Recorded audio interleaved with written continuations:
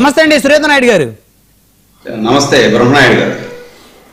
అప్పట్లో అనుకుంటా, ఎన్నికలకు ముందు అనుకుంటా, చంద్రబాబు నాయుడు గారు నాకు బంధువు, నాకు అన్నయ్య అవుతారు ఆయన అని సాయిరెడ్డి గారు మాట్లాడారు. మీకు గుర్తుండే ఉంటుంది. ఎన్నికలకు ముందో ఎన్నికల తర్వాతో ఎగ్జాక్ట్గా నాకైతే గుర్తులేదు. ఆ మాట అయితే అన్నారు. అంటే బంధుత్వం కూడా ఉన్నట్టుంది కదా. చంద్రబాబు నాయుడు గారి మేనల్లుడు వరుస అయ్యేటువంటి నందమూరి తారక రత్న గారు భార్య గారికి సాయిరెడ్డి గారు బంధుత్వం కూడా ఉంది కాబట్టి ఆయన అల్లుడు అవుతాడు ఈయనకు వరుస కాబట్టి ఈయన అన్న అంటే వరుసలు చూస్తే అన్నయ్య అవుతారు. సో ఆ అంశం ఆయనే గతంలో ప్రస్తావించారు, నాకు అన్న అవుతారు చంద్రబాబు గారు నాకు అన్నయ్య అని. ఈరోజు పవన్ కళ్యాణ్ గారితో నాకు 20 సంవత్సరాలు నుంచి మంచి సాన్నిహిత్యం ఉంది, ఫ్రెండ్షిప్ ఉంది, నాకు మంచి స్నేహితుడు అని చెప్తా ఉన్నాడు. అంటే ఏంటి ఒక సాయిరెడ్డి వ్యాఖ్యలు అంటే అది ఆషామాషి వ్యాఖ్యలు కాదు. ఆయనేమి చిన్న గల్లీ లీడర్ ఏం కాదు, ఒక పెద్ద కార్పొరేట్ శక్తి. ఆయన చూసే కమర్షియల్ పాలిటిక్స్ అనేటువంటి ఆ పదం ఏదైతే ఉందో ఆంధ్రప్రదేశ్లో సాయిరెడ్డి గారిని చూసి పుట్టింది ఆ పదం కమర్షియల్ పాలిటిక్స్ అనేది. ఆ స్థాయిలో ఆయన ప్రభావితం చేయగలిగాడు రాజకీయాలను కానీ, లేకపోతే వ్యాపారస్తులను రాజకీయాల్లోకి తీసుకొచ్చి వారి చేత కంటెస్ట్ చేయించడంలో కానీ. సో అలాంటి సాయిరెడ్డి ఎలాంటి వ్యూహం పనబోతున్నాడు సురేంద్ర నాయుడు గారు? బ్రహ్మనాయుడు గారు, ముందుగా మీకు, అదేవిధంగా ప్యానల్లో ఉన్నటువంటి నా సోదరి జనసేన నాయకురాలు సుజాత గారికి, అదేవిధంగా నా సోదరుడు వైసీపీ నాయకుడు శ్రీకాంత్ గారికి, అదేవిధంగా విశ్లేషకులు వెంకటేష్ గారికి, 99 వీక్షిస్తున్నటువంటి ప్రేక్షకులకు అందరికి కూడా నమస్కారాలు. సార్, మీరు కొంచెం నాకు శ్రీకాంత్, మా సోదరుడు శ్రీకాంత్ మాట్లాడిన దాంట్లో కొంచెం నాకు బాధ అయితే అనిపిస్తుంది.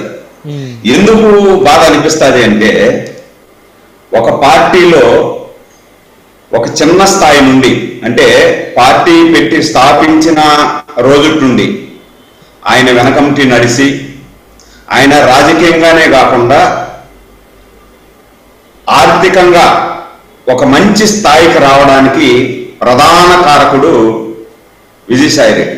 అది ఎవరు అవునన్నా ఎవరు కాదన్నా ఆయన నడిపిన బాటలో జగన్మోహన్ రెడ్డి గారు నడిచారు. అన్నిట్లలో కూడా ఆయన A1 అయితే ఈయన A2గా ముద్రపడి, పార్టీలో కూడా A2 స్థాయిలో ముద్రపడి ముందుకు వెళ్ళారు.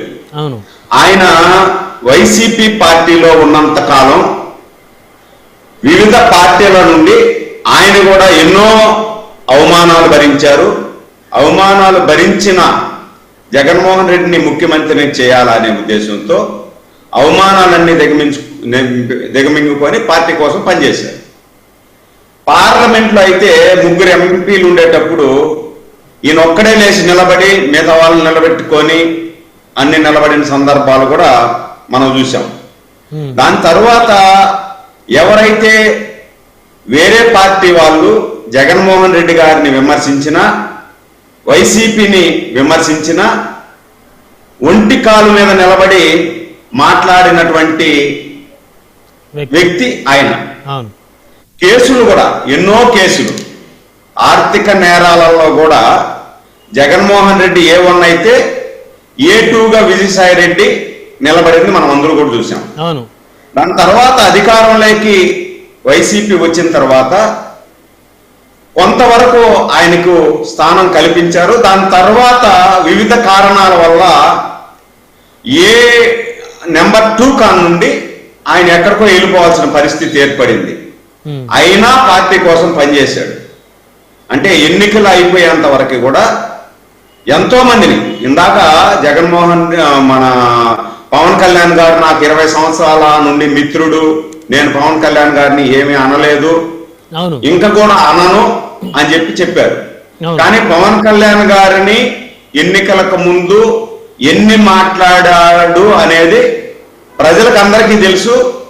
చంద్రబాబు గారిని, చంద్రబాబు గారి తనయుణ్ణి, మా యువ నాయకుడు లోకేష్ బాబు గారిని, అంటే చంద్రబాబు గారి ఫ్యామిలీని కూడా, అంటే ఇంత బంధుత్వం ఉందని చెప్పుకుంటూనే ఫ్యామిలీని కూడా విమర్శించినటువంటి సందర్భం చాలా సందర్భాలు ఉన్నాయి.